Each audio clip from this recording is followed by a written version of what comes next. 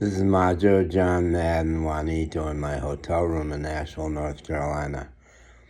I want to talk about sharing. I want to talk about emotional generosity, physical generosity, sexual generosity, and the cult of monogamy. Nothing wrong with monogamy in itself. I think there are couples for whom being monogamous with each other is a spiritual path, but mostly no. Mostly monogamy is informed by insecurity and fear of just holding on tight to each other because we have a scarcity case. We just don't think there's enough love out there. My mom was emotionally generous and also very, very critical. A myth from my childhood is we lived in a little neighborhood, a little cul-de-sac that had been created by a guy named Stan Check back. We moved there in like 1949, probably just about 10 years before that. And there was a circle of neighbors who partied together like crazy, drank hard, had a blast together. And at some point it stopped, at least for us, our little family, my brother and I and mom and dad. And the myth that I created as an adult was that my mom either had an affair with some man from that group or wanted to, and it got feeling too dangerous. We have within us the capacity to love lots of people, emotionally, sexually. I am ready to commit to any woman, usually women, although men too, that I will go through the gates of hell to help you heal whatever has to be healed in you.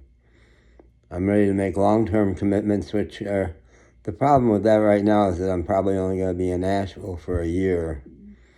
And I can't picture that I'd ever want to come back to the U.S., if it even was possible. I just want to be in Mexico. But I will say to women, I'm planning on my financial situation changing pretty dramatically in the next year, and I think it may. Say, well, let's arrange for you to spend as much time as you want in Mexico for the rest of our lives. The only thing I cannot offer is monogamy, and don't want to.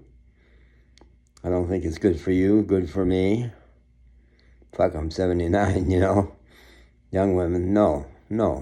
I know a guy in Playa del Carmen who always the filter is for him. He sleeps with lots of women.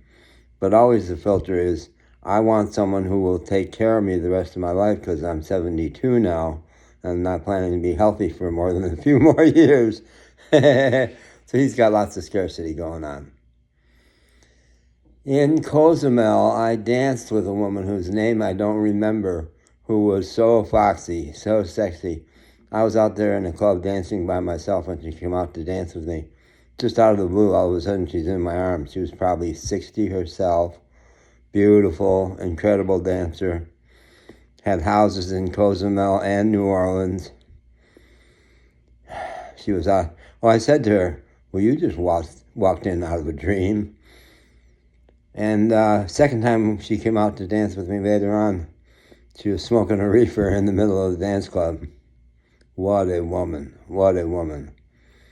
And then all of a sudden she was gone with her girlfriend.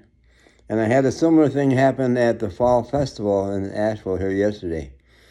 I went out to dance by myself, and almost immediately this gorgeous, maybe 30-year-old woman was dancing with me. And it was a Latin band. And I don't know if she's ever been to Mexico. I bet she's traveled. And she was just such an amazing dancer. I said, are there bones in there in that body? Because everything's moving. And she knew Celia Cruz. She knew all the different styles of dance. She had discs on the bottom of her. She had diamonds on the soles of her shoes. She had discs on the bottom of her sneakers that would allow her to spin when she wanted to spin. And then suddenly she was gone. I dance with the whole dance floor always. Children, old people, people who are not sure they want to dance, people who are pissed off that I'm in their face. I just dance all over the place. She was weaving a web around me. She was ensnaring me. This is the story I'm making up now. She was seducing me for the fun of it, and I don't think anything would have happened, although it could have. But when I suddenly wasn't there because I saw a child or because I just knew that I was supposed to dance with myself for a second, I was only going to do it for a second because I was crazy about her. She never made eye contact with me the rest of the day. She danced with her girlfriend.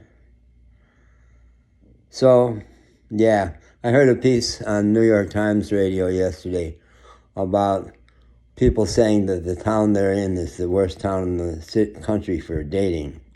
Well, it's monogamy. It's because they've got tight little goggles on about who I'm supposed to be with and when I'm supposed to be with them.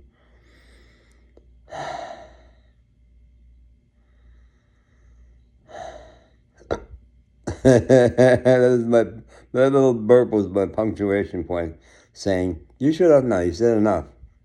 You pissed off enough people for now. I'll be back. Oh, no. One thing more about sharing. I told a story in a group the other day about courage and trusting God. I said, this guy on the northwest side of Chicago was enraged at me for taking shelter from the rain underneath his porch, and he immediately had a gun to my head. And when he said, no, you have to go now out into that storm, and I said, okay, I'll go. But as I was going out his gate, I said, share, S-H-A-R-E. Did you never go to kindergarten? Share, baby. Let's share better than we're doing. I'll try to.